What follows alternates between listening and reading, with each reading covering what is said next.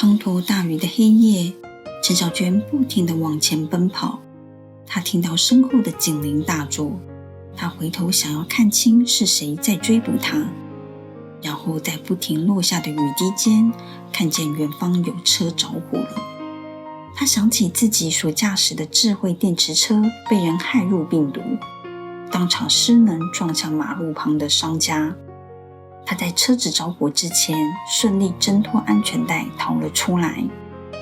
这时他发现头上有几部闪烁着红光的飞天警车正朝着他的方向快速靠近。他喘着粗气，感觉身体再也跑不动了。他的脚跟肩膀都因为刚才的车祸受了伤。接着在他眼前的摩天大楼楼墙的镜面都像是荧幕般全在播放一个男人在雨夜逃跑的画面。陈小娟看清四周巨大荧幕里的影像，她发现那个男人正是他自己。她慌乱地看着自己的手与身体，男性的装扮，长满毛发的粗壮大手，这是谁？他怎么会变成他？在昏暗的夜灯下，陈小娟像是不得安眠地被困在梦境里。他想要挣脱捆绑住身体的隐形绳索，但却迟迟挣脱不了。这时他想起有人说骂脏话可以摆脱鬼压床，他马上大叫：去你妈的！一喊完，他整个人弹坐起身，捂着扑通扑通的心口，在床上喘着气。他忍不住查看自己的身体与双手，是他喜欢的粉色狮子睡衣，他的双手也是白皙细致，跟刚才的梦境完全不一样。他有些惊慌失措，因为刚才的梦境是如此的真实，他怎么老是在做这种噩梦？一种像是不小心闯进他人的梦里，做着跟他毫不相干的梦境，一切都让陈小娟觉得很不舒服。清晨的阳光自窗帘缝隙间洒落进来，陈小娟拿起放在床头柜上的手机，荧幕显示着早上5点钟，又是一天的开始。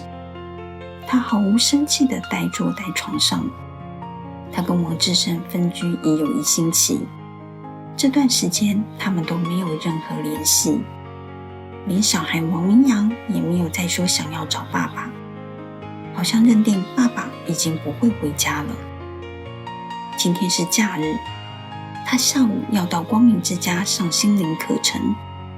他打算早上把小孩先带到妈妈家，让妈妈照顾1天。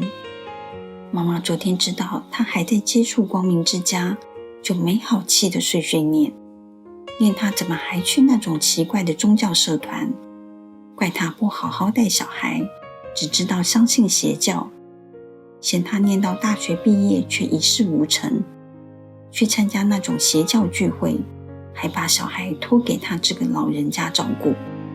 陈小娟心里知道妈妈偏心，哥哥生的小孩哪一个不是妈妈在照顾？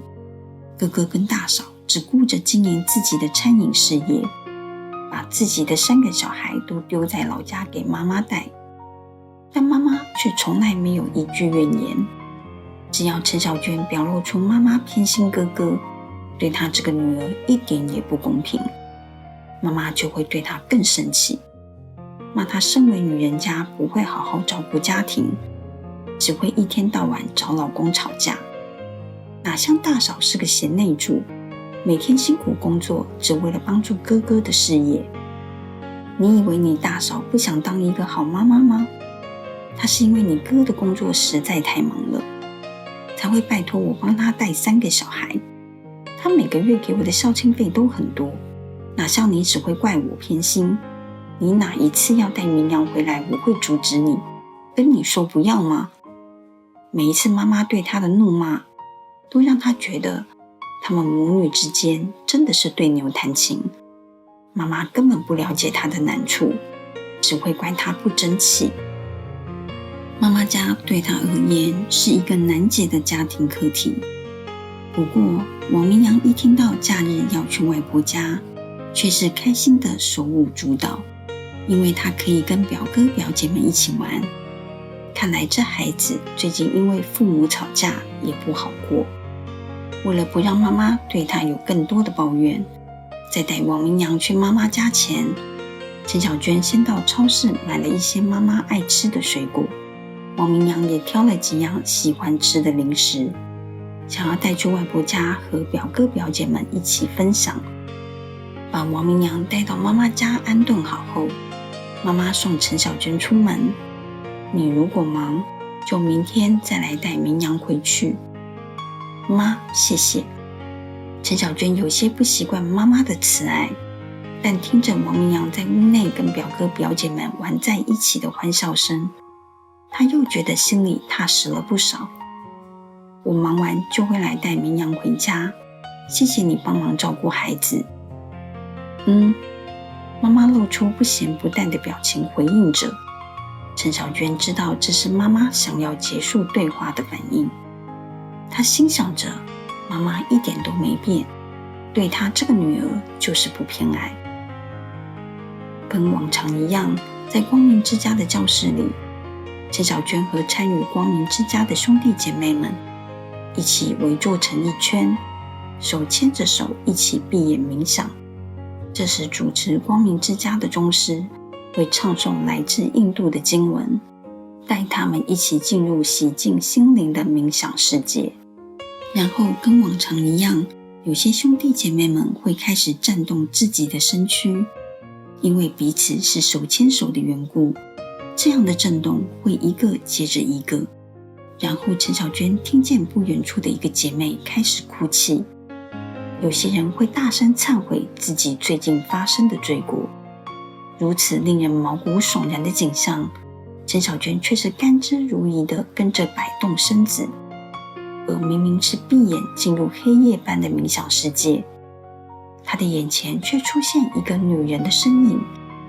随着身影越来越清晰，四周开始建构出有着熙来攘往的人群移动，而不远处响起了列车进站的声音。他发现自己像是身处在一个城市的地下铁，然后那个最初出现的女人却在他的眼前爬上月台门，闯入轨道中。一阵可怕的撞击声让陈小娟受不了的大声尖叫起来。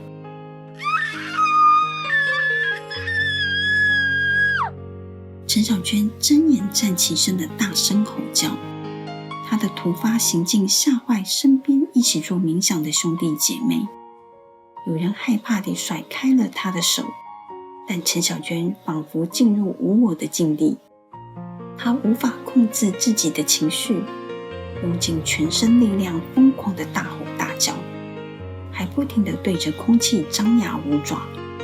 身边的人怎么拦也拦不住她。他的脖根冒出用力过度的青筋，他的吼叫让所有人退到了边缘，而他像是在吸不到最后的一口氧气，也叫喊不出任何声音，在所有人的眼前，就像是凋零的花朵般应声倒落了。